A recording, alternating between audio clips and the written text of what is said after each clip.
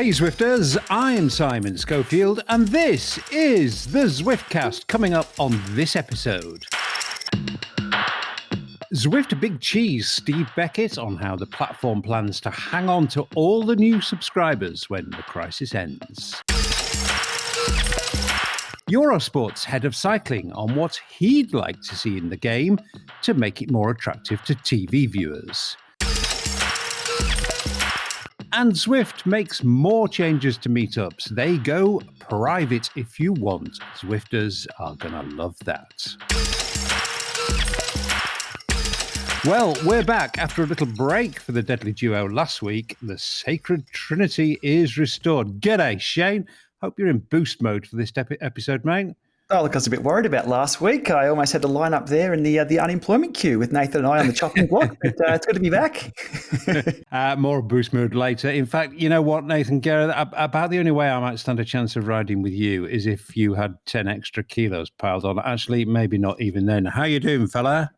I'm doing pretty good. Little tired. I think this is the first time I fell asleep right before Zwiftcast and almost didn't make it. I think it's because of too much boost mode.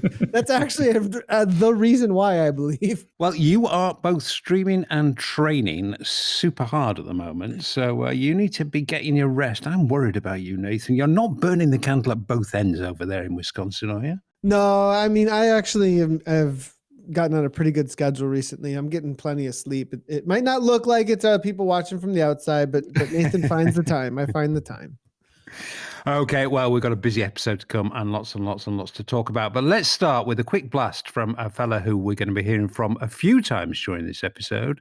Steve Beckett is Chief Marketing Officer for Zwift. He's been leading the charge on the Tour for All. But I started off with some more general stuff, asking Steve about how Zwift has responded during the crisis. Steve, let's talk crisis because, it's all everybody talks about. An odd word to use given the circumstances, but it kind of ripped through Zwift in obviously a positive way. Not to put too fine a point on it, this has been good for Zwift. We're just very fortunate to be an at-home fitness brand and our category is probably doing very well. But 2 months further on, we've got over that survivor's guilt and we're feeling very positive about the role we're playing, promoting home fitness, building community, having fun, connecting people back with sport when there isn't any sport going on at the moment. We should feel great about that. And also, I think, just providing amazing value to our customers because we're doing things on the platform experience-wise that we would never have thought would have been imaginable, to be honest. And I've been part of those, and it has been a special place. But early doors when this hit, Steve, you guys must have sat down and thought, we're going to have to concentrate on 2 or 3 things here and make sure we get those right. What were they?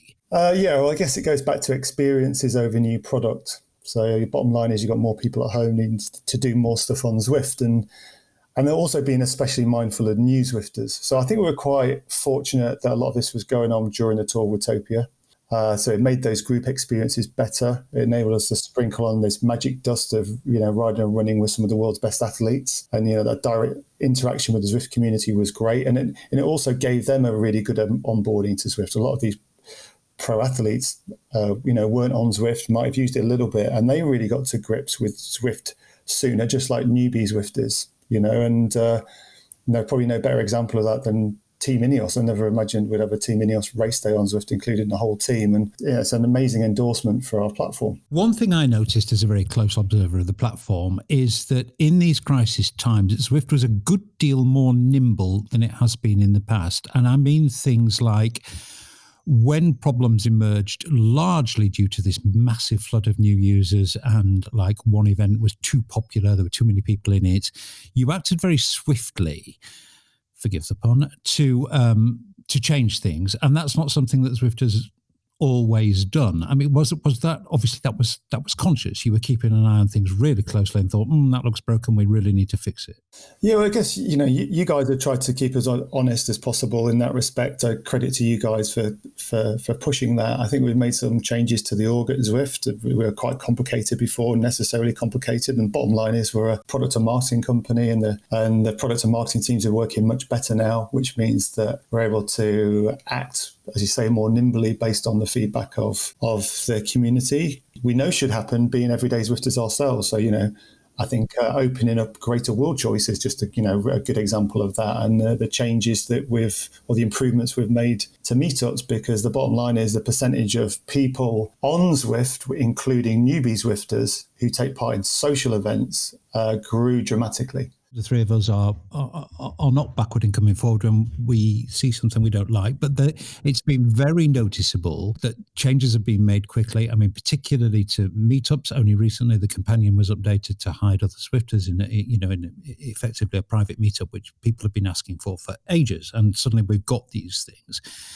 On the flip side, Steve, has there been one thing that you would really like to have done that for whatever reason you've not been able to do during this crisis period? Release a new product when you've got a bigger volume of people on the platform, a much larger percentage of newbie Zwifters, means that new product is riskier to deploy. And I don't think it's any secret over the winter we've been developing a new UI for Zwift, and that's in relation to the feedback, including from you, that it could be more sophisticated. And that's something that we wouldn't deploy over March, considering what happened this year and over subsequent months, given the just tremendous volumes on the platform. The other way you could look at it is, what would we still want to improve? And I still think we're kind of missing the mark on bringing to life mass participation events on Zwift. The platform's very stable. You could argue that when you're part of a 5,000 person event and you're all in the same paddock, Zwifters are 100 in front of you, 100 behind you, and when you're all going out, everyone's crashing into each other, and there's no doubt that could be much, much better. But I think given the tremendous volume of events on the platform and the increased participation, it's only making that more front of mind. And I, for one, am pretty hell-bent on trying to coerce the business to create a better mass participation event experience on Zwift. And of course, that has been writ large because these things have been so popular over the crisis period. Final question for this section of the interview, Steve. I'm going to split this up into three because there's a lot to talk about. Do you think the new Zwifters are going to stick around? I mean, do you think that this crisis will leave a lasting effect on Zwift? Yeah, many will stick around, many will leave. It's really a case of when, do they come back in the winter? About 30% of people on Zwift, we think, have temporary setups at home. So it's sometimes quite intrusive on your kitchen or your spare room for that matter.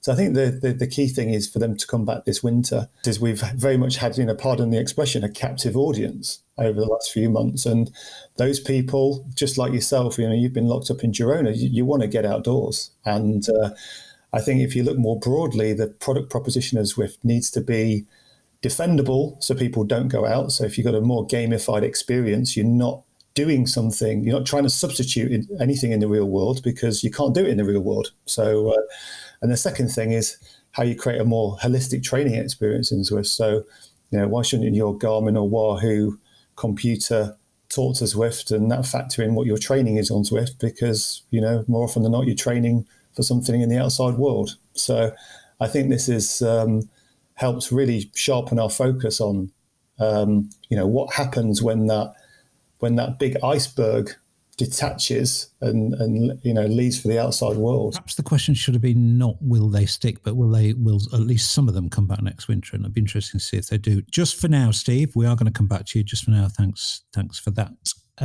answering those questions for us. I'll be back to you later in the episode. Thank you, Simon. Okay, boys. Well, Steve used a very colourful phrase there, and a very effective phrase, I thought. When the iceberg detaches, in other words, when all these new Zwifters who've piled onto the platform inevitably go outside, and they recognise that they've got to do some stuff to maybe not keep those people on the platform, but certainly get them back in winter. And the two things he mentioned, I mean, it was almost as if they could have been invented for you two, to be honest, because, they plan to kind of get all these new Zwifters to come back by A, making the game more gamified. Hello, Nathan Guerra. And B, by massively improving the training experience. Hello, Shay Miller. So I'll come to you first, Nathan. I mean, as a strategy, that looks as though it's got some legs. Yeah, I definitely am all about the more gamification. And I mean, okay, I don't know if we're speaking of boost mode already, but I am like addicted to Zwift again. Like, I don't know. Like I definitely think that the more interactivity and like the new features and things like that are going to really pull I think people in, feel served, and feel like there's something for them to do. That whole idea of like, I really like the statement he made about giving them something they can't go out there and find in real life. Yeah, like, that they're was not trying to interesting. replace something that they're doing in real life and get through it. No, I want to come in here because I can only find this here. You can't get that same strategic competitive thing that I experienced today in the first boost race test. That was like, whoa, I'm playing a video game now. Like, I'm trying to, so anyways, it was pretty dang cool. So I'm really excited to see that. Yeah, well, save the boost chat, because we're gonna have a special little segment on the boost chat later on in the episode. But it really interesting to me that they've now seemed to have identified a kind of category of cyclists who would never go outside, actually, and are looking for Zwift to provide the gamey stuff that's going to keep them engaged. Shane, he didn't go into much detail, but there was that thing about why shouldn't, I think what he meant was get the data from your Wahoo or Garmin head unit and get that to talk to Zwift and get Zwift to understand what condition you're in and get Zwift to suggest how to either keep, maintain, or improve that conditioning. In other words, a lot of work sounds like it's going to be done to improve the workout and the training experience. Yeah, look, integration of the current technologies we use as a whole approach to fitness, that would be brilliant. We've got power meters that do left-right balance, that tell us pedal smoothness and torque effectiveness and a ton of other metrics. We have the head units we use outside. If you can bring that experience into one whole training system and maybe even gamify that, but how would you put it? Put the metrics towards unlocking things in-game. Now, Eric Min said a while back, why can't a ride outdoors be rewarded indoors in Zwift? Just to keep things associated there, because at the end of the day, indoor cycle training was built around getting faster indoors, or training up indoors to be faster outdoors. That's still the case for a lot of us. So I think and that's the one missing component with Zwift. You ride on Zwift, you clock up your kilometers on Zwift. Yeah, I think there needs to be more integration there. So I'm happy to hear the talk around that, even if it's just talk at the moment, because talk today is action tomorrow, and maybe integration the next day. We'll see.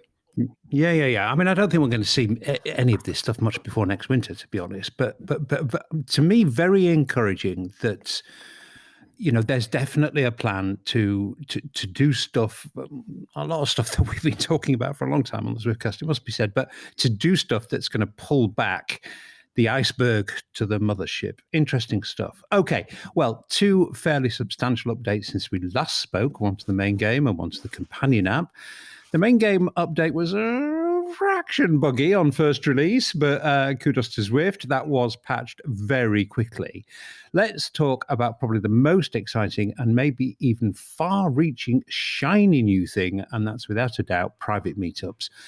And just before we launch into that, we must applaud Zwift for the timely release notes we now get for updates. They really are very, very welcome. But Shane, the private meetup, I mean, it means you and 99 of your closest buddies can ride together hidden from all other Zwifters. Let's put the cliche machine into boost mode. That really is a game changer. I wouldn't call it a game changer. I'd call it a very nice stopgap while we wait for clubs to roll out. But look, to be honest, though, and what you've mentioned there is the rate of development of meetups, which has seen quite a few updates in the last few weeks. This might just be the answer for all the user-led events or the user-generated events, if they can just add a few more features to it. So all that's really missing there is a results sheet, and we have our own ability to create our own races at any time. I like the rate of development here. It's really good to see. It's just a little bit more polished. We're never happy, you know that, but I do like it though. Yeah, well, the private meetup thing, I just, particularly for this time, for groups and clubs and bunches of mates looking to get Zwift to work in the way that they want it to work and the way intuitively you really think it ought to work. That they've nailed that with private meetups, I think. Yeah, but just one thing on that as well. You're not hidden from the rest of the world. The rest of the world is hidden from you and your meetup buddies. Yeah. I believe the rest of the world can see you, and the chat still isn't private. I think you still have global chat. So just a few little things which could be changed in the next update, no worries. But I tell you what, I did one little short race with my wife, Veronica. We did a 500-meter meetup. Now, just thinking about that, you could actually do sprint races if you had a result sheet at the end. Imagine having 100 people there on the start line of a 500-meter race. It would be all out, and you'd be fighting so hard to get to that finish line. But you do need the result sheet there. That was an amazing experience. We came past the segment I targeted for that was Very Intense, our favourite segment here on the Zwiftcast. So it's a downhill run, and everybody disappeared. It was just Veronica and I racing head to head for that finish line. It was brilliant. And then as soon as we passed the finish line, bang, we were back in the main world. But everyone else, we could continue our ride and be social and things like that. So it was a really interesting experience having nobody there.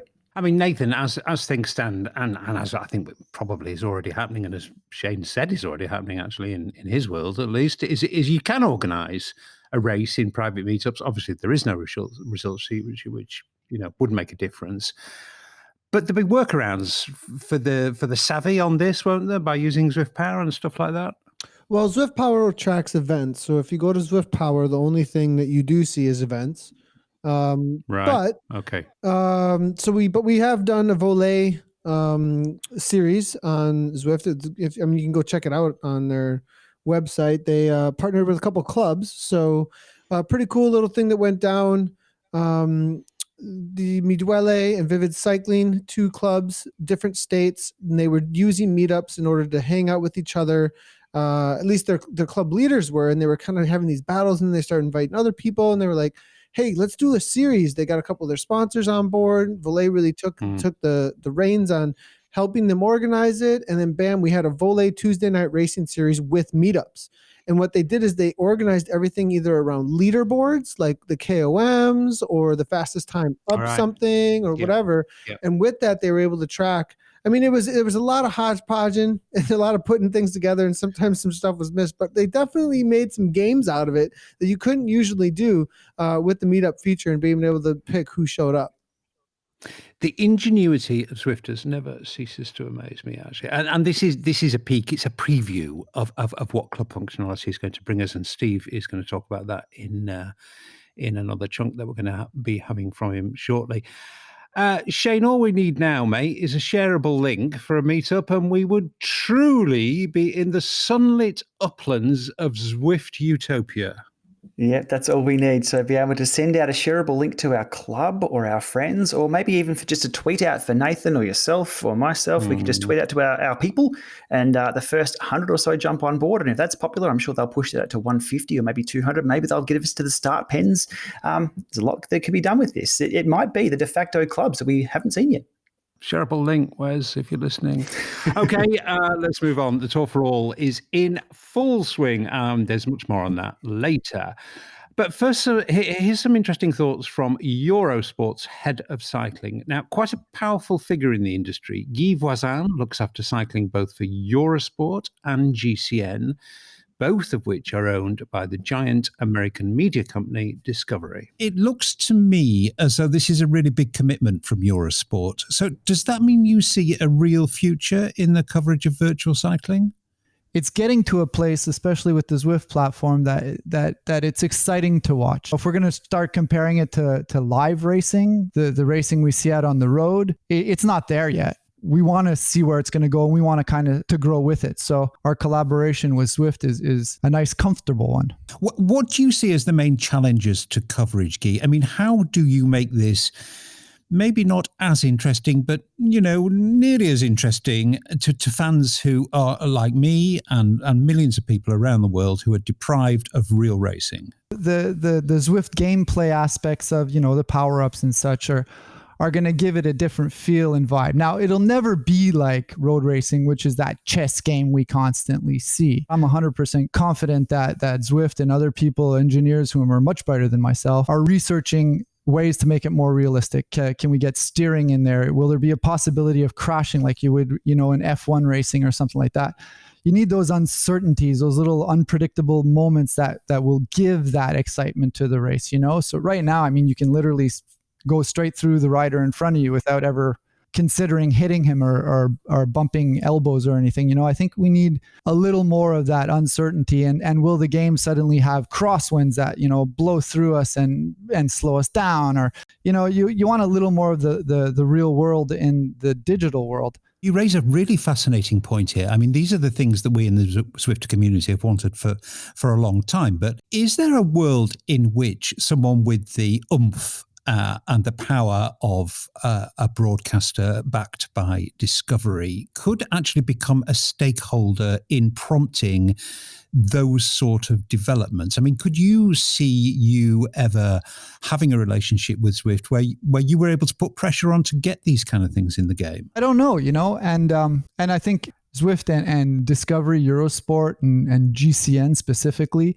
we're digging in and we're trying to see how we're going to work that collaboration out. It's still a young collaboration. I think it's an exciting one. I think the Zwift team are very open, and I know the GCN team, having worked there for a long time, are very, very open to developing, and just, everybody just wants to make it more exciting and just wants to bring another aspect that, in those dark winter months or something like that, we can bring some of that racing to the people who get goosebumps for watching racing like I do, Given the game is where the game is right now, and it's unlikely that we're going to see like huge major developments over the next few days during this race series, what are the unique elements that you can bring to the coverage that only Discovery and GCN can lend?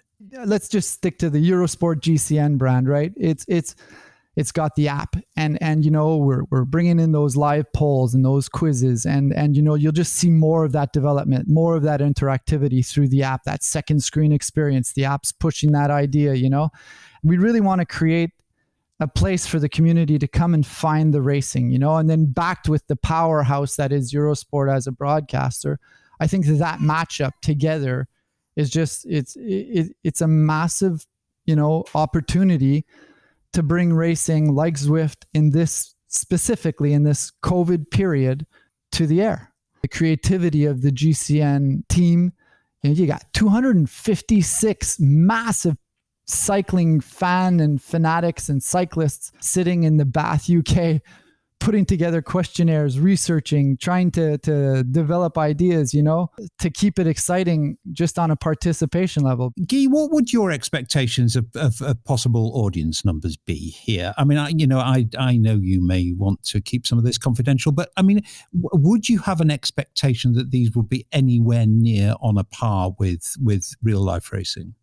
No, I don't have that expectation. And to be honest with you, this is 100% test territory to us, confidentially aside, I just don't know yet. I have no idea what they're going to be. I don't get to see them live, and I don't want to see them live. I want to concentrate on the production at hand, making sure we're delivering what we've got to deliver first. I really hope they're good, and I suspect they will be. And I think we're going to see the numbers go up throughout the week. Okay, Guy. Well, final question. Were you happy with the broadcast? How many pages of notes are you going to sit down and write to your team after this interview? So anybody who from my team knows me is that I'm very rarely happy with a broadcast. And I have lots and lots of notes. And thank God, because if I didn't have notes, it's because I didn't watch. Lots of notes, lots of work to do. And, I'm sure that I'll spend the next 5 days working it out with Zwift, with GCN and the team, and with Eurosport. And thank God I have a team that's really, really open to comments and really, really open to all of what we have to get done, and change, and they accept last minute changes and that whole shebang. So, I hope that we can light it up even better tomorrow and the day after and the day after, and that we get to a place where we're really proud of it. Well, for sure, it will be very interesting watching the coverage on Friday and watching the coverage evolve, as it no doubt will during the week. Guy, thank you very much indeed for your time, and the best of luck with the rest of the broadcasts. Thank you, Simon. You have a great one. Well, controversial stuff, the idea that broadcasters can influence a sport's rules and very nature to make it more appealing as content, but not entirely unknown. Shane, I'm just a touch older than you, but you might remember, or your dad might remember, Kerry Packer, who kind of changed the face of cricket in Australia to make it acceptable and appealing to a broadcast audience. And it was interesting that Guy Voisin there highlighted his desire actually to see more real world style elements introduced to the game with a view to making the ultimate products more attractive to a television audience. What do you think? Yeah, I remember when the One Day Internationals came in. That was a game changer for the television, for Channel 9, I think it was, here in Australia. Yeah. But now 2020's come and taken over that. So anyway, back onto cycling. Look, it's interesting to hear a request for more realism in-game at the very same time we're discussing something that's been added this week that adds anything but realism to the game. Yeah. It has been a very interesting week on Zwift. We have Lionel Sanders is over on YouTube banging on about power meters, accuracy and validation. We have broadcasters echoing what we've said for years that needs to be in-game. I think we're ahead of the curve, boys, but my question is, will it move the needle? Will it move the needle? Well, yeah, that is the question. I mean, the interesting thing, Nathan, as Jane just said there, was Guy not only singled out power-ups as a distinguishing characteristic of Zwift racing, and as we just hinted at, and we will get to later in the podcast, the whole boost mode thing. The future surely is kind of a blend of ideas, some imported from real life and others stemming from gaming, like power-ups and boost mode. I hear a lot of assumptions about power-ups not being something like real life. And we've talked about this so many times. And I'm just kind of like, I feel like and sense that because it doesn't look like what it or feel like what it feels like in real life necessarily from the look of it. Okay. So when you watch it, but you're not experiencing it. But when I experience things on the bike in real life, there's just aspects that in order to get the crossover, you're going to need a gamified experience to do it. A representation of what's going on. Yeah. Feedback. You have to have a interactive feedback representation of what would be happening in real life. And so without that, it feels bland. It'll feel like nothing is happening. And so I think that there's this miscommunication about what it means to get gamified. It means to have a more real experience, actually. Well, I mean, arguably, we could get very confused here, but the gamification in real life is the rider who sits behind the car, coming back after a flat. I mean, you can see he's in the draft because he's sat 2 inches off the bumper. So, I mean, I think the really interesting thing there for Guy is, let's not underestimate the power of Eurosport and GCN and Discovery. They're not messing about, these people. And he made it absolutely clear that this was definitely an experiment for them. But I really, really think some very interesting things could come out if Zwift listened to what the broadcasters say. I really do. So definitely want to keep an eye on. Okay, and let's go back to Steve Beckett, Chief Marketing Officer at Zwift and an influential member of the leadership team. Steve and I had a conversation about some of the things that have cropped up or become more pressing or important for Zwifters during the crisis. Welcome back, Steve. We talked in the first section, really, I suppose, about the immediate response that Zwift made to the crisis and how it handled it. I think I gave you a bit of an easy ride in that section. This section's just going to be slightly more challenging questions. I, for one, and I know loads and loads and loads of people, have thoroughly enjoyed the pro-led group rides on Zwift, but only the good ones, Steve. I mean, they can be a mixed experience. Some are absolutely terrific. And I could name several. I have done on previous episodes. When they work, they're great. When they don't work, they're pretty awful and there can be a real bad atmosphere. What can be done to even out that experience, Steve? You've got a very good command of English. You've got a very good command of Zwift. A lot of pro riders don't. They're new to Zwift and English is not their native language. But we try to do the best job we can in terms of providing these guys with a soft landing on Zwift. The Tour for All, which is on at the moment, we might talk about that later. Each team's got a handler at Zwift. And I mean, there's 19 WhatsApp groups, one for every team. Each team has one or two handlers at Zwift. And each team is given call it a Zwift 101 or Zwift for Dummies guide. There's a lot more we can do, but we are providing tremendous focus on this area. But unfortunately, experience and time, therefore, is often the mitigating factor. Yeah, no, I can understand that, and I think a lot of people would be really, really happy to hear that kind of hand-holding and tutelage, if you like, is going on. Another thing that's come up, I think, Steve, I mean, for those of us who've been hanging around Zwift riders for a long time, I mean, we're seeing those questions that we used to see 3, 4, 5 years ago, crop up with regular and sometimes slightly annoying frequency now.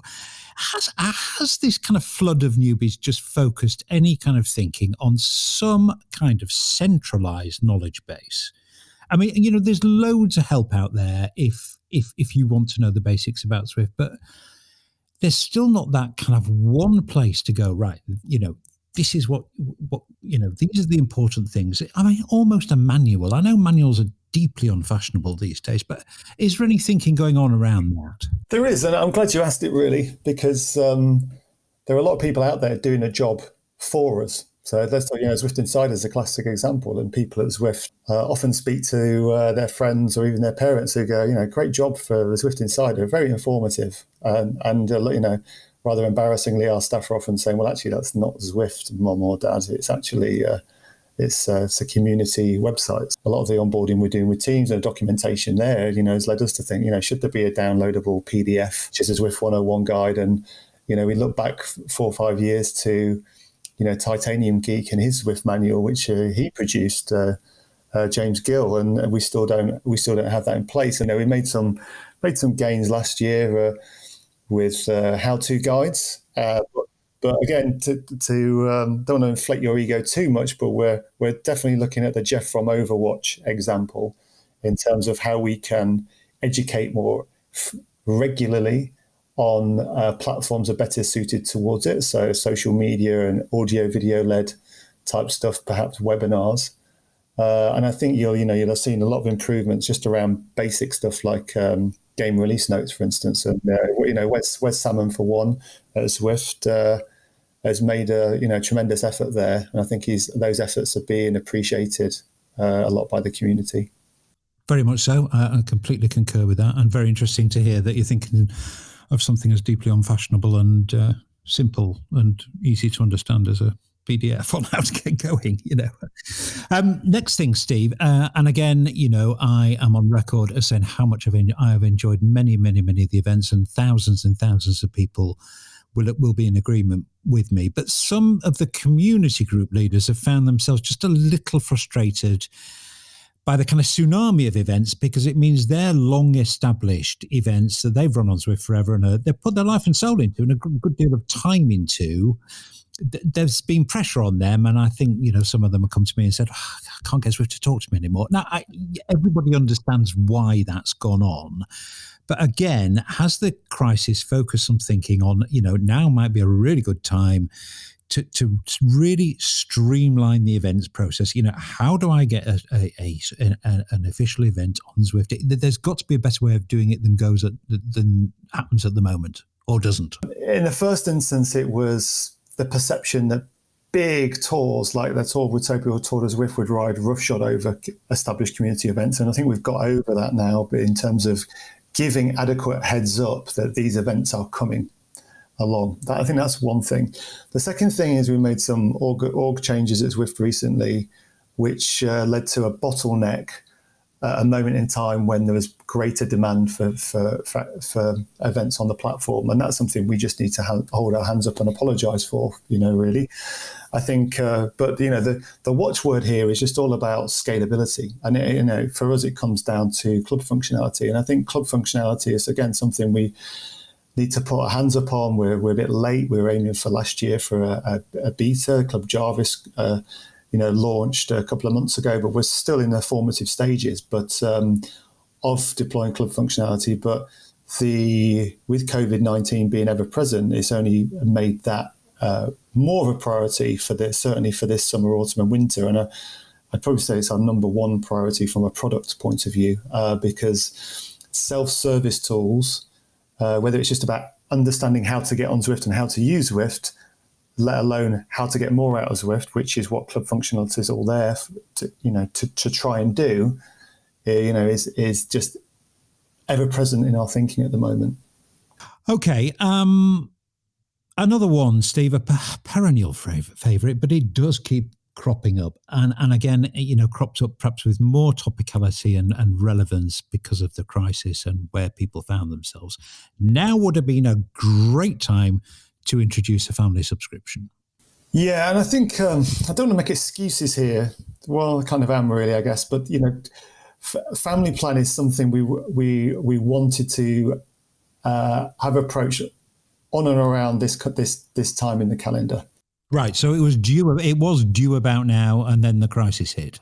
I think if you asked us 6 months ago, we would have looked at it on or around now. But would it be a great time? Absolutely. Is it? Do we think? Does it sit well with us that families?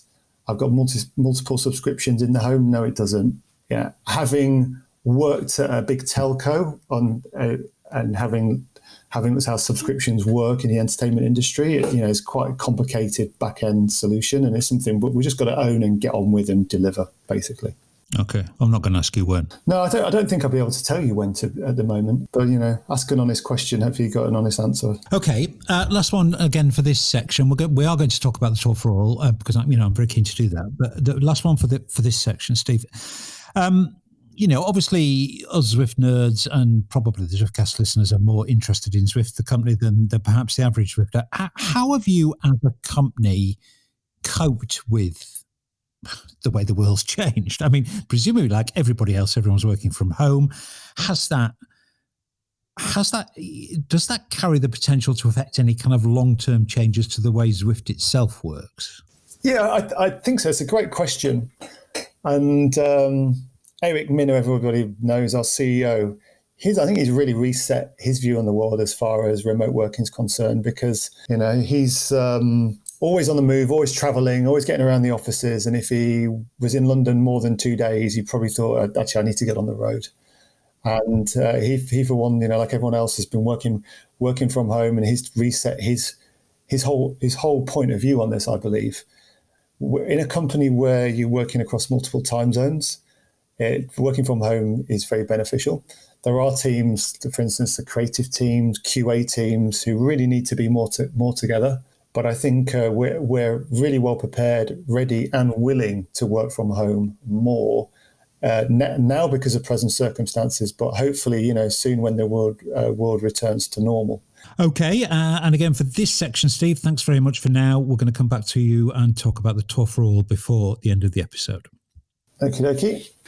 Well, hallelujah for pro riders WhatsApp groups and a little 101 for pro riders joining the platform. I was so pleased to hear that, Shane. There's a handler for the pro teams on Tour for All. They get told what to do. And maybe if they don't do it now, it's just because sometimes pro riders might not listen or might not do exactly as they're told. And, at least Zwift have got clean hands here. They're doing everything they possibly can to get pro riders to be good boys and girls. Yeah, it's always been a bit of a lottery, getting a pro rider in to lead a ride that they've never done before. Zwift takes a certain amount of skill just to ride with the bunch. And we have seen a few reports, and a few colourful reports of group rides in the past being led by pros, and the pros have just disappeared up the road. So, yeah, I've always said they need an onboarding process, and that can be a little difficult to get your head around exactly how it all works, but looks like they're heading in the right direction. Yeah, no, they've definitely taken action there. I mean, they might have been doing this before. Who knows? They've not told us, but for sure they've told us now, and that's really, really welcome. Nathan, kudos, mate.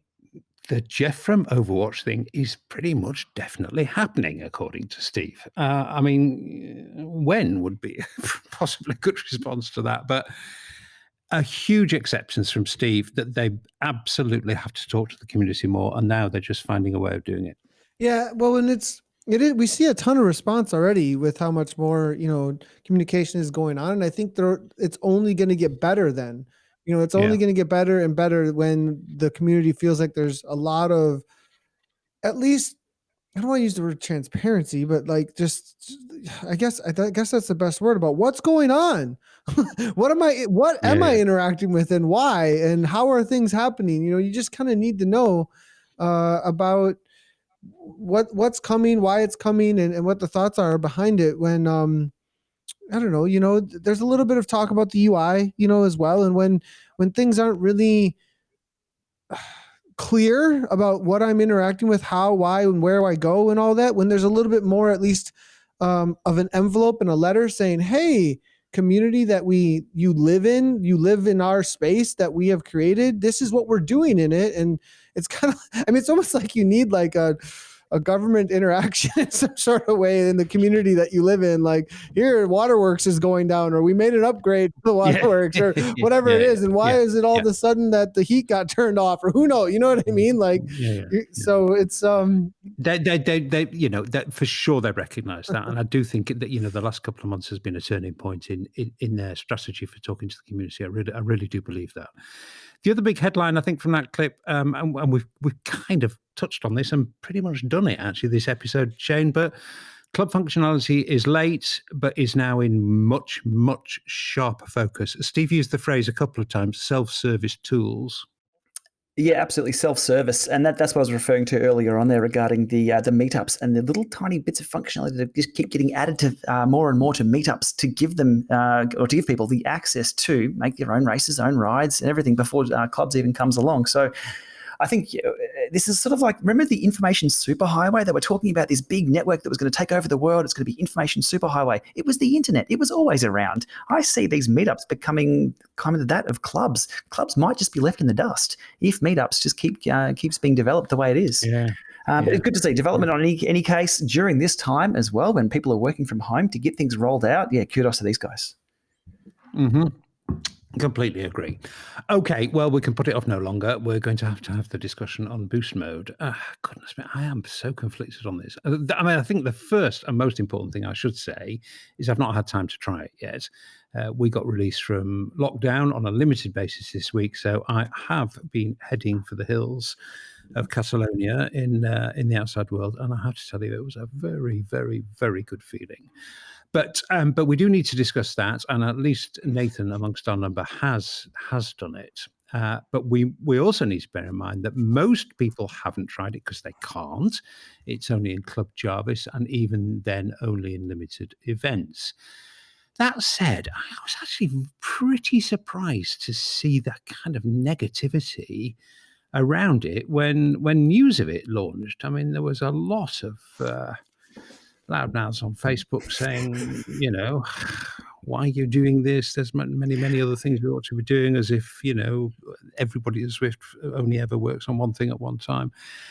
Lots of negativity, which I was very, very surprised about. But I guess that Nathan, having tried it and having read Eric Schlange's account of trying it, you are going to be pretty much the opposite of Mr. Negative. Oh yeah, I mean, I saw the comments and I wasn't surprised by the comments. I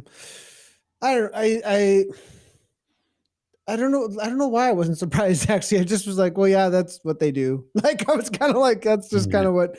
And also that there are some, I think it's because of the low hanging fruit thing that they feel like are around a few of the other things though, that they really want changed in some sort of way. And so those were brought up kind of as sore spots and like, well, why this over here? But I tried it and I almost did the second one to be like, well, I want to go try and figure out, because I didn't feel like I felt like I could have broke away if I would have done it differently. And wow, this has really changed the game, and I can figure out a way to gain an advantage now. And so it got really addictive pretty quick. Yesterday's was on Crit City, and so that took a very specific type of boost mode, which there's 3 different modes, right? You have one that you can charge for a longer period of time with a small penalty of 50 watts. And then you get a longer 90 watt consistently for a longer time, like up to a minute, I think, or something like that. And then the one that I chose is called Balance. And Balance is a negative 100 watt charge for, I think it was 7 seconds or something like that, or 10 seconds. And then I get 17 seconds of total boost out of that. And a constant weight penalty as well. That is like 16 pounds or something at efficient mode. It was so much fun. It was so much fun. Let me, because I've not used it and you have, is the weight penalty not just like a huge disincentive? I mean, that would, you know, I'm on the heavier side anyway. I would really worry about carrying a big heavy weight penalty around an entire course. when I got into the pens, there was no opportunity to not have some sort of boost. Right. Okay. So everyone is picking some sort of weight penalty. Okay. So in a boost mode event, everyone's got a weight penalty. So to an extent, the playing field is leveled for the field. Yeah. Okay. I get that. Yeah. No, I see that now. But the headline was you really enjoyed it. Yeah, I absolutely want more. I want to go back for more. It feels like the same way when I'm like climbing ladder in a competitive video game and I'm like trying to figure out in some of my free time, how am I going to be like show up with my best A game at my next competition kind of a thing. So yeah, it was and figure out new tactics to it. It was, now I want to try efficient mode, or what am I going to use on the jungle loop and how can I use it better so that I can just dominate races when I'm I want to be able to break away with whatever I choose, and how am I going to do that well? And also, like, I was trying to think about how with the efficient one, it's timed in a certain way, and that on that boost mode, I don't get in the weeds a little bit here, that maybe I might be able to charge boost on an on-off that becomes almost an over-under that I could just maybe walk away from the pack with if I timed it all right, on the right course. So it got pretty cool in those respects. Well, Eric Schlanger was saying he was trying to charge up on downhills, which obviously made a lot of sense.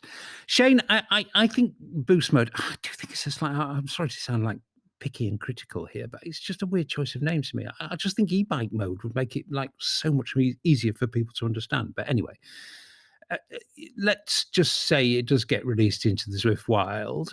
It looks really intriguing, actually, if I'm honest. Having not tried it, I must make that clear. It does look intriguing. Yeah, I'll back up just a little bit and give my take from the very start. And I think the advice would be never release something when there's a crisis.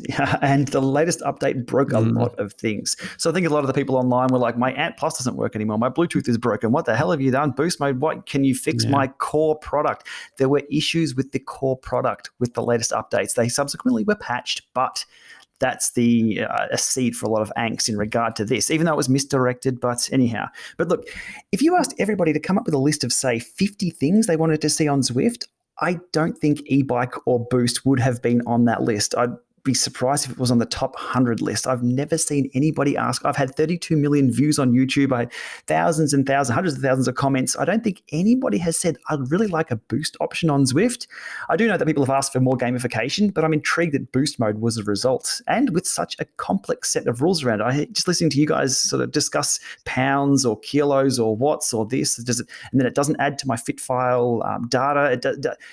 It's quite an interesting one. I'm not against it though, but we do see races dominated now by power-ups, and that causes debate in itself. Now they stick a rocket under riders, literally.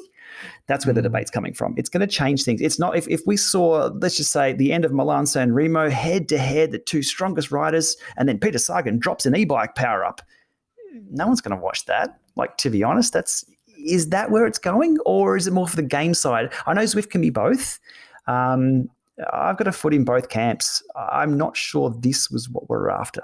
It's really interesting you should say that. I mean, without a doubt, it's kind of controversial. It's probably the most controversial thing that Zwift has introduced for like ever, actually, almost. I mean, because, as you say, it is relatively complex. Although it looks complex on paper, it seems to me to be one of those things that actually, once you've thrown a leg over a saddle and done it in a race, it probably is not as complicated as it sounds. But yeah, it's definitely very, very, very interesting, and probably shouldn't talk about it much longer because people who haven't got access to Club Jarvis will no doubt find this entire conversation extremely frustrating. But having said that, to have a space where something like this can be thoroughly tested by Zwifters who really know what they're doing and have been around on the platform for a long time, I do think that is a good move. I really do think that's a good move. It does shut some people out, but it might mean that the product that comes out of it in the end will be thoroughly tested and tweaked and tuned, and that can only be a good thing. Okay, well, one massively positive thing that was contained, oddly enough, actually, only in the release notes for the iOS and Android update, was that coned sandbaggers are going to be removed from race results. Hip, hip, hooray, and much rejoicing across the land, plus some tightening of the sandbagging criteria. I think that the verdict was it definitely been too lax in the first version. Nathan, taking sandbaggers out of results, that's just such a good step, and it should increase the pressure on them not to do that thing that everybody finds annoying, which is sandbagging. Yeah, just take away your cake. I mean, you can't have your cake. Like, you're gone, bye. Like, because I mean, they come across the line, they're like, what the heck? I won, and no, you didn't. Like, it's, that's because the communication at the end of the race is that you won the race. Oh, look, I have first place, and there's some sort of like, well, it's a reward, for bad behavior. Yeah, you have this reward. You have exactly, and people think that they've won a race, and just removal and having that removal up front that's on screen by Zwift and not just on Zwift Power where they can just ignore it or they don't even know Zwift Power exists or whatever, So yeah, it's great. I like to see that. Yeah, 100%. And also, I think the people who are in the race are going to feel a lot better about letting that person go at the start. I'm sure you'd care to add your highly valued endorsement to that move. Yeah, for sure. It's, again, talking about debates and people raging. That's probably the biggest one, sandbaggers, and the issue around that. So to have some sort of official filtering of those results would be a good thing. What it's all about is just the new people coming on board. I think that's what they expect anyway. So to be able to have that there and people have a fairer race, mightn't be equal, but it should be fairer. It's a good thing. Okay, well, let's move on to the Tour for All, a very, very laudable initiative launched by Zwift involving a very large donation to charity. So let's bring Steve Beckett from Zwift back in. Pretty much his every waking hour over the past weeks has been spent getting this huge project together. Steve, Tour for All, we probably should have talked about it earlier, but we're going to talk about it properly now. $125,000, possibly rising as high as $250,000, $250,000. I mean, that's a hugely generous gesture. How did you choose Médecins Sans Frontières as the beneficiary? I think it's because it's global and it's very accountable in terms of how your money goes into frontline services. And so Médecins Sans Frontières have got a COVID-19 fund, and although all the donations go via their US office, it's going to be distributed globally. So I think it's a charity that we all felt good about at Zwift, and hopefully our community do as well. Yeah, I mean, it's very, very, very difficult to feel anything other than amazingly warm towards that charity. They do some absolutely outstanding work. The participation of the pro teams, that looks to me as though it's involved a huge amount of work behind the scenes. And then there's the whole broadcast piece with Eurosport and GCN. I mean, this must have completely dominated your life over the last few weeks. Yeah, dominated it in a good way, certainly on a professional sense. I mean, my wife might think differently, but I think it's something that the whole company's rallied around. And Eric called me about 5 weeks ago and said, now's the time to get the pro teams racing on Zwift. And, we know Eric has been a real protagonist in the esports and the esports discussions. But for me, it's like taking a step back. It's recognizing that there isn't any sport on TV and that I, for one, miss watching sport. It's thinking of big moments in our lifetimes that you and I will remember, like Live Aid, and thinking if Zwift could do a little version in these times, what would we do? And I guess on the face of it, it's like taking a lead from these amazing events that you see in the sports and in the world of sports and art, and how you glue together broadcast television, like AAA talent, the general public, to create charitable fundraising event. The cherry on top of the cake that we're baking is this broadcast offering.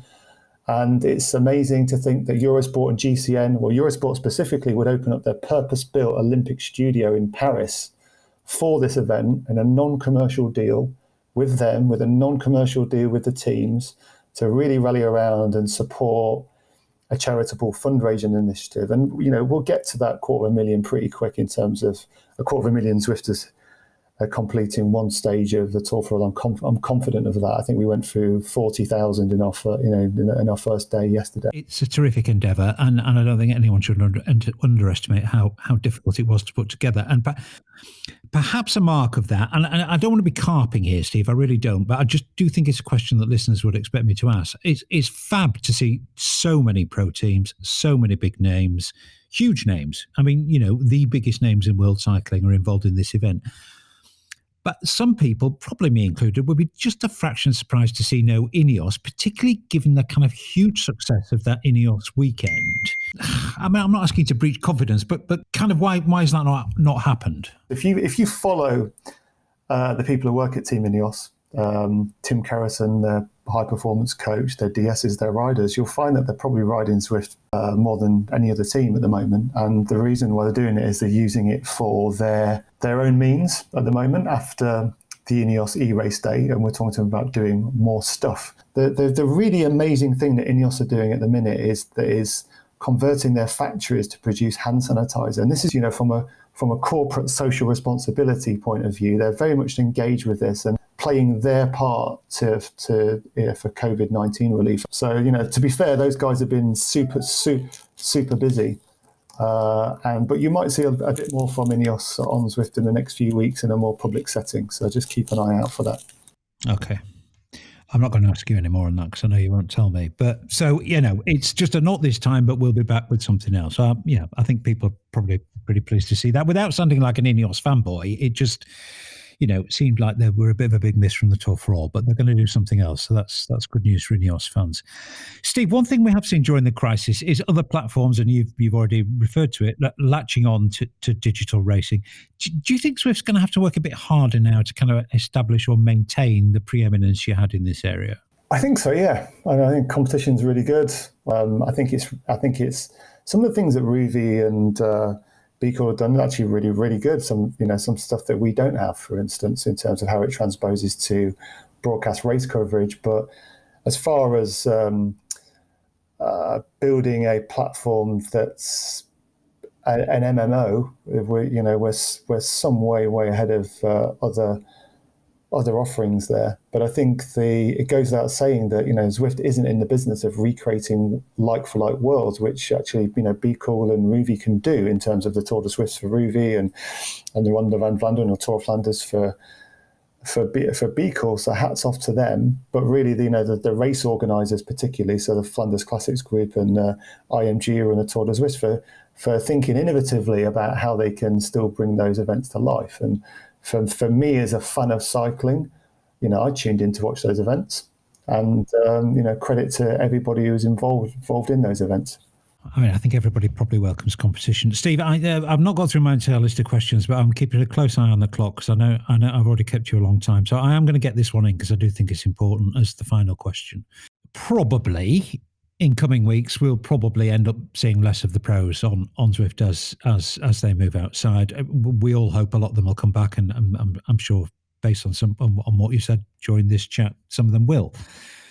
But that, of course, will leave community racing on the platform as it's always been. How do you see the future balance between the attention and the resource you're willing to devote to community versus pro racing? Are you still going to support, promote, resource, develop community racing in the same way you did? I think more so. I'm really glad you asked this question. And personally, I'm taking more of a front seat role on this now. First of all, how do we do a better job in streaming?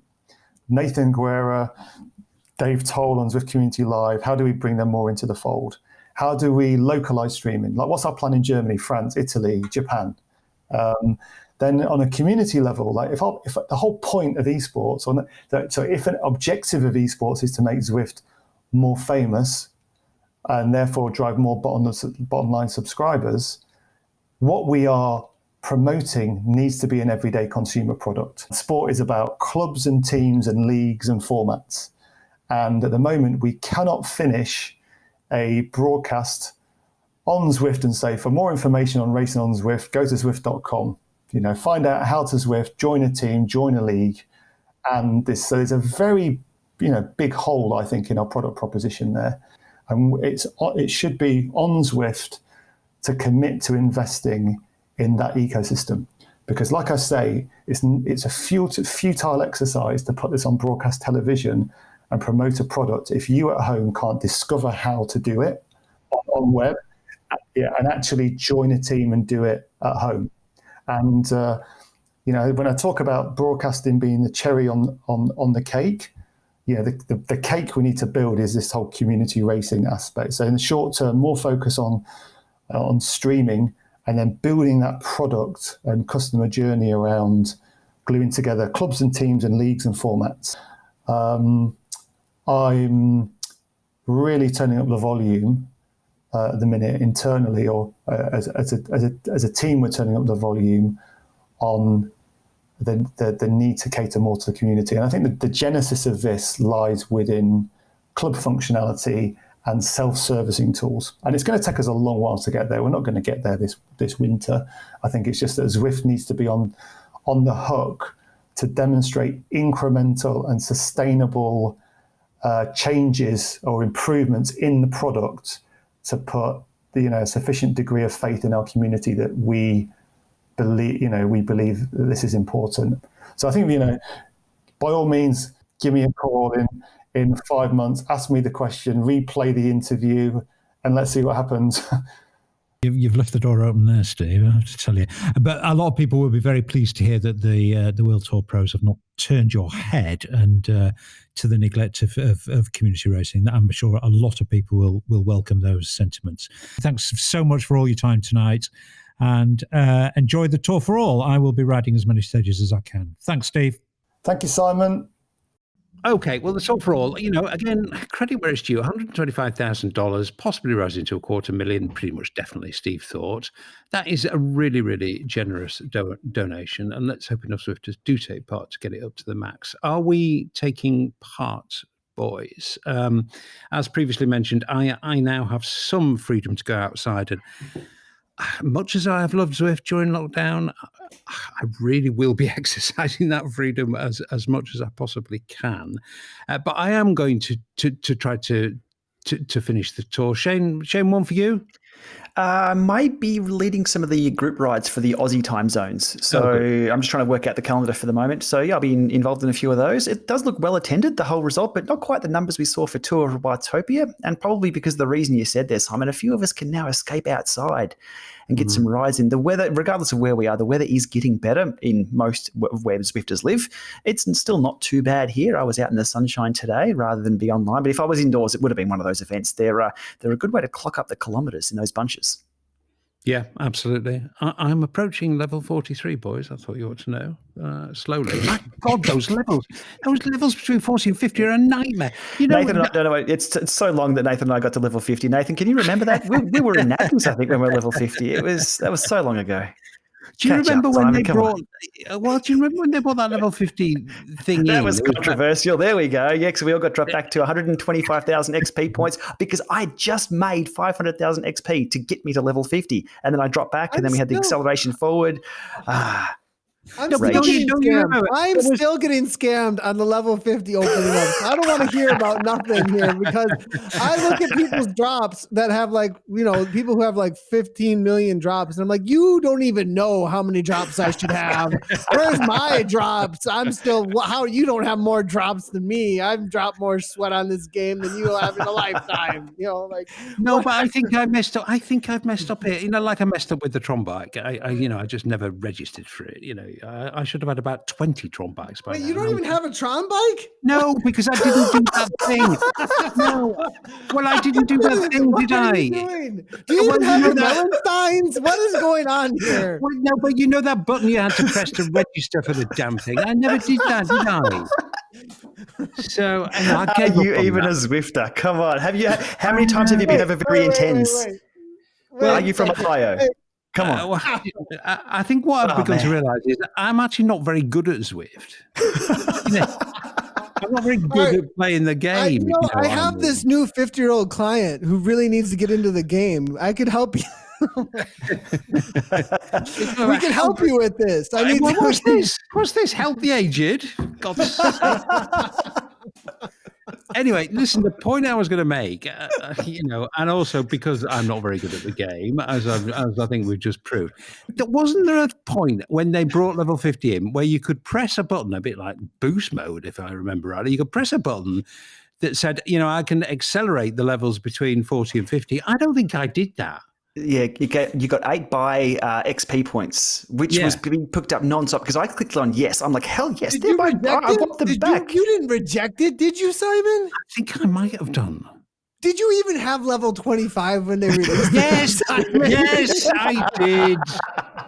Come on, I'm not that bad at the game. He still can't get into the jungle. He's not even level 12 yet. Oh man, no. Simon, we're gonna have like new meetups training Simon. Instead of the chasing Monica achievement where we all are getting our badges, we're gonna do the helping Simon meetups. Well, I might need some help. The thing is, it's my Zwift. I go on and do the things on Zwift I like doing. I think that's the point. And sometimes my focus can be a little narrow, perhaps. But anyway, there we go. So anyway, yes, I will be doing the talk call. Nathan, I'm sure you'll be doing it. Yeah, I'll definitely be jumping in. It's great to have these extra events for motivation too, and it's a cause always is great and lots of people behind it. So definitely going to be watching out for one to jump into and show the support, get as many people, get the word out too. That's also something I stream most of my rides. So letting people know what's happening with it is always cool as people enjoy that. So, yeah. Okay. Well, just quickly on the last thing that Steve said about really getting behind community racing. I mean, I thought it was very revealing when he said, so somebody new can watch a Zwift race on Eurosport, for example, and there's nowhere they can go that says, okay, if you want to start racing on Zwift, this is what you do. You can join this club, and that would get you into that league. And then if you get any better, you'd progress up that league. That whole infrastructure just does not happen. And I think he described it as a huge hole in the product. He's absolutely right, Shane. Yeah, look, we see the onboarding process just for getting on and turning a pedal for the first time on Zwift can be quite complex. And in the racing side of things, getting into all of that, we need to break down the barriers and just make it easy for people because once they're on and racing and you give them things like boost mode, as we saw with Nathan, they love it. And they, it really gets people on board. So I'm all for it. Nathan, music to your ears, I would have thought. Steve really, really throwing his weight behind streaming. Oh, yeah. I mean, I'm really glad to hear it. And there's a reason why it's not Zwift Live when it first launched. It was Zwift Community Live. Yeah. And so the focus has always been from the get-go is cheering on people to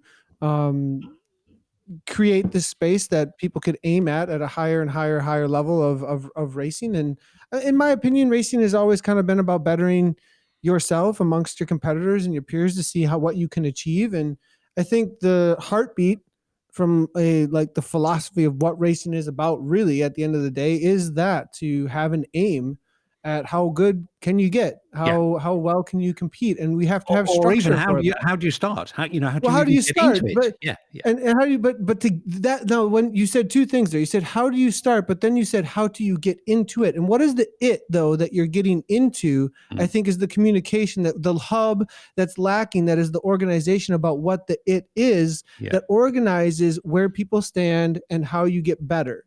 And so I mean. Zwift Community Live, there's also, I mean, that transfers really well to Zwift Community League. So I don't know. It's interesting to see there. So well, I honestly think those are the things that are in Steve's mind. I really, really do want to watch for sure. Maybe you'll be getting an email soon, Nathan. Okay, just a couple of bits to hoover up before we finish. Shane. There's no draft on Roofy. I mean, so much WTF-ery as people, including me, discovered this on those digital Swiss 5 broadcastings.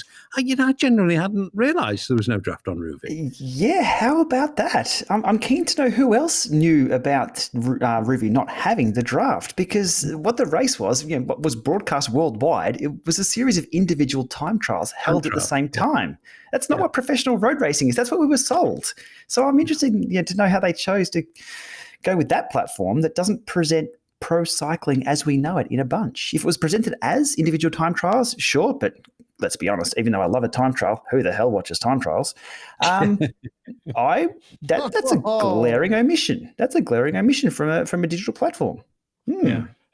Hey, now, Shane, one of our most successful YouTube live streams recently was the WTRL TTT. So, but data. We're trying to get that down as best as we can for you there. Yeah, Nathan, I'm afraid to say, my blanket assertion a couple of episodes that no one likes jazz. I apply the same thing to certainly individual time trials. Nobody likes watching individual team trials. And now I would make an exception for team time trials, Shane. I think they're great to watch. I mean, poetry in motion. I love a good team time trial. Yeah, but to race one is such a different thing than to watch one. A lot of sport you can watch and know what it's like to be part of it, but a team time trial, you don't realize that you think being on the front is the hardest place to be. Oh no, it's swinging off and then coming back into the pace line. If you don't time that right, you're in for a world of pain. I'm keen to see something like that on Zwift, but I don't think we're quite there yet with the physics and dynamics. We need the ability to swing off into the wind and then drift back and then have a person choose to be on front, not the algorithm choose you to be there. So maybe we need boost mode, Shane. Maybe we just need to add boost mode to it, and then we'll be good to go. Well, I think if you really dialed in boost mode, actually, you could probably make some kind of team time trial thing work. But you'd probably need about 25 pages of mathematical calculations to work it out, and some kind of extremely complicated team sheet for people to follow. But we could have fun doing it. Anyway, I've never done a team time trial, by the way. So Lama's way more experienced on this than me. You don't want to do the one. Oh my God, they hurt so much. They are, because really in a time trial, you choose your own pace, and that's like right on the limit. And if you can draw within yourself, a good time trial will know this. You can right on the limit, and it's a fine art of just, can I go harder? No. Can I go slower? No. I've got to go hard. Like, it's just that in a team time trial, it's the team's pace. You've got to be so in tune with everyone, and you can't really hear because you've got the helmets on, you've got the discs whirring, it's noisy, it's windy, and you've got to perform for the team. And if you don't, you let them down. So it's this, you cannot let that wheel go. This accountability that is, and you see it in the Pro Tours. Again, just sorry to go off on a rabbit hole of Pro Tour racing. You see it when the person gets dropped off and in a team time trial, and they're fighting so hard. They're fighting like they've never fought before, and there's no way in hell they're getting back on. They're in a world of pain. If the director sportive's in their ear yelling, it's a bit of theatre to watch. Digitally, that'd be interesting to see on Zwift. I love a good team time trial. Okay, boys, that's it. Nathan, last chance. Anything to hoover up from you before we go? Oh, I mean, there's a lot going on. I mean, where do you want me to start? Well, why don't you just make it easy and say, tune in to ZCL? Yeah, I mean, tune into ZCL. We've got according to the llama, something that should never happen on Thursday. So just What, an individual time trial? We have just kidding. We have the team time trial on Thursday. Today we have USA Cycling Series. There's talk of more Conti team stuff like Redlands this weekend with women's race coming, and there's just a lot going down, lots and lots. So yeah, tune in. The schedule is being released every Monday now, which is really great that we've got some support there, and we're just having lots of fun with all the broadcasts. So very great. Okay. I've got to go. I'll be live with Boost Mode on Thursday on my personal channel. There we go. There's something that's different. That's something that's a little bit different. You want to do Boost Mode? Let's jump in old school. Actually, the group, it was so funny. When we got into the pens, it was like my picture from the old Jarvis Islands. I recognized every name and was like, oh my gosh, this is like all the people I was riding with on Jarvis. This is crazy. That's what Eric Slangy said on a very nice piece he's written on Zwift Insider. I missed that ride. Obviously, because I'm not very good at the game. I'm going away now because I've got some leveling up to do. So I better go spend some time doing it. Always a pleasure, boys. Thanks very much indeed. Talk to you next week. Thank you. Goodbye. Cheers, guys. Bye now. And that's that for episode 85. Hope you enjoyed listening. Just the usual reminder that while Zwift support the podcast, for which we are very grateful, they don't dictate what goes in. We do that. Thanks again for listening. See you next time.